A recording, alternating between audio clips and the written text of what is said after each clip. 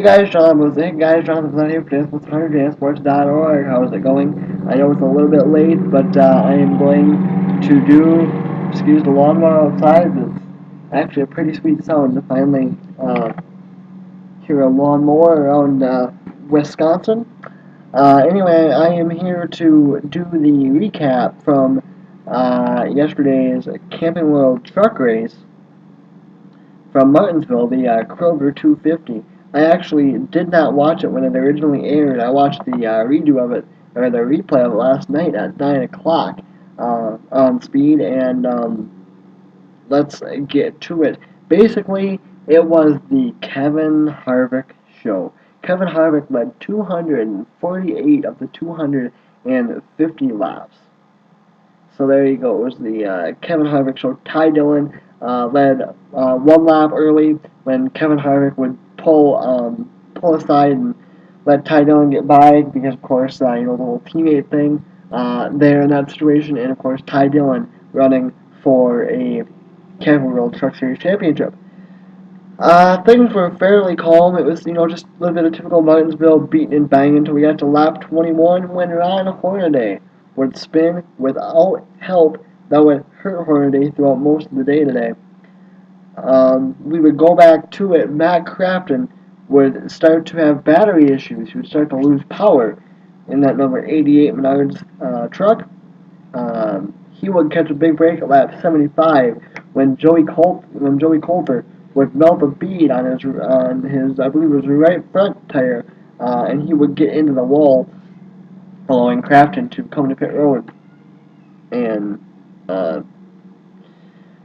attempt to fix that machine. We would then get back at it again, but not for too terribly long. Well, for Martinsville standards, it was pretty long, but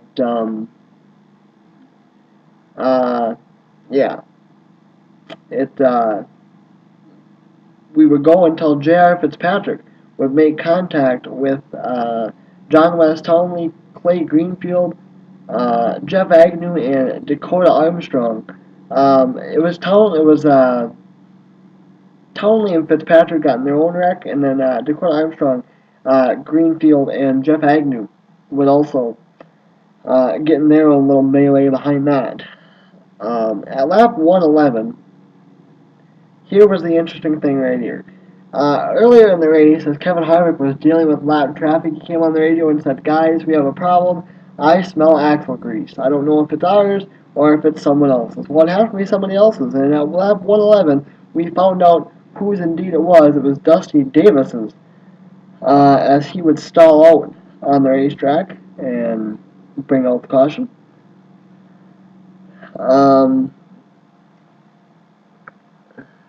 With 93 laps to go, David Starr would cut down a tire. It would be a big break for Hornaday, as at that time he was in the lucky dog spot. He lost a lap after that early spin. He was in the lucky dog spot, but Harvick was just about to lap another car or another truck that would take Hornaday out of the lucky dog position.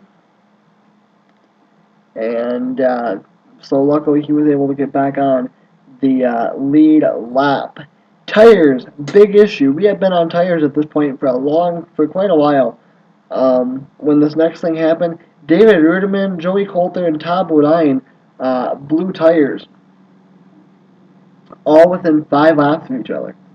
So it was very interesting. The last real melee that we had with 14 to go when we were going back on the restart after the whole blown tires thing. Jeb Burton, Miguel Paluto, Brendan Newberry, and Parker Kligerman would stack up on the restart and do some spinning and a little bit of wrecking. Quite a bit of damage in the wreck for Parker Kligerman. Kevin Harvick would go on to win the race, claim his second career Martinsville win, like I said, leading 148 of the 150 laps in the race. Getting his 14th career Camping World Truck Series win, his second at Martinsville, and is very dominant at Martinsville. Usually the scary thing for the NASCAR field is when the trucks hit Martinsville again in the fall, Kevin Harvick will be in the field. So that's the one thing there to keep an eye on. Let's take a look now at the running order in the standings and how things stacked up. Let's go through the running order first. Let's see if it's updated here. Give me a second. I should probably did this. Here we go. Should probably did this beforehand. All right. Let's take a look now. Of course, we do it backwards from 36th to first. Oops. Now we'll do it from 36th to first. Finishing 36th was Rick Crawford. I just had to keep an eye on him. Not a very good deal for him, so he finished 36th. Jeff Agnew finished 35th, 34th. Jennifer Joe Cobb, 33rd. Dusty Davis, 32nd for Ryan Sieg.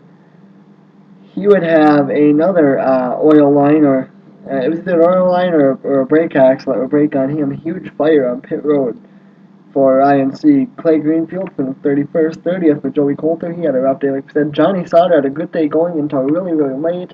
Well, he struggled early, complained about his truck. They came in, fixed it. He was good. He was running up in the top 5. And then they had to change a controlling arm. Take him on the wall, change a controlling arm with just a handful of laps to go. That would really take him out of the fray. He would finish, like I said, 29th. Brendan Newberry, 28th. 27th for Chris Cochran. 26th for Brian Silas. 25th for Tom Bodine, who really got in trouble after that cut tire. Matt Kraft limped to a 24th. John West Helmley, 23rd. Paulie Hiraka, 22nd. Dakota Armstrong, 21st. David Ruderman, 20th. Max Gresham, 19th. Jake Crum, 18th. Miguel Paludo, 17th. Ron Hornaday would limp back to a 16th place finish. He was not happy. He did have to go to the hauler for what is believed to be speeding on pit road and ignoring a NASCAR official after the race.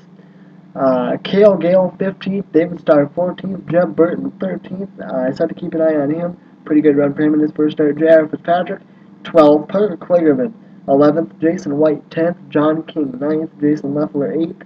Ross Chastain, 7th. I also had to keep an eye on Nelson Piquet Jr. His qualifying run didn't show how good he would be. He came home 6th. 5th for Timothy Peters. 4th for Justin Lofton. 3rd for James Busher. Said to keep an eye on Ty Dillon. He got 2nd. And 1st went to, of course, like I said, Kevin Harvick, who led all but 2 laps. So, there you go. I am actually not going to go over points because I'm in a little bit of a hurry. So I'm John Levels up to date with JMSports.org. Next up for the Campbell Truck Series is April 15th. They go back to a legendary racing place, The Rock. Can't wait to see him back in Rockingham. That's on April 15th. Like I said, I am John Levels up to date with JMSports.org. Sorry I'm not doing points standing, guys. I'm in a hurry. I got to go. Peace.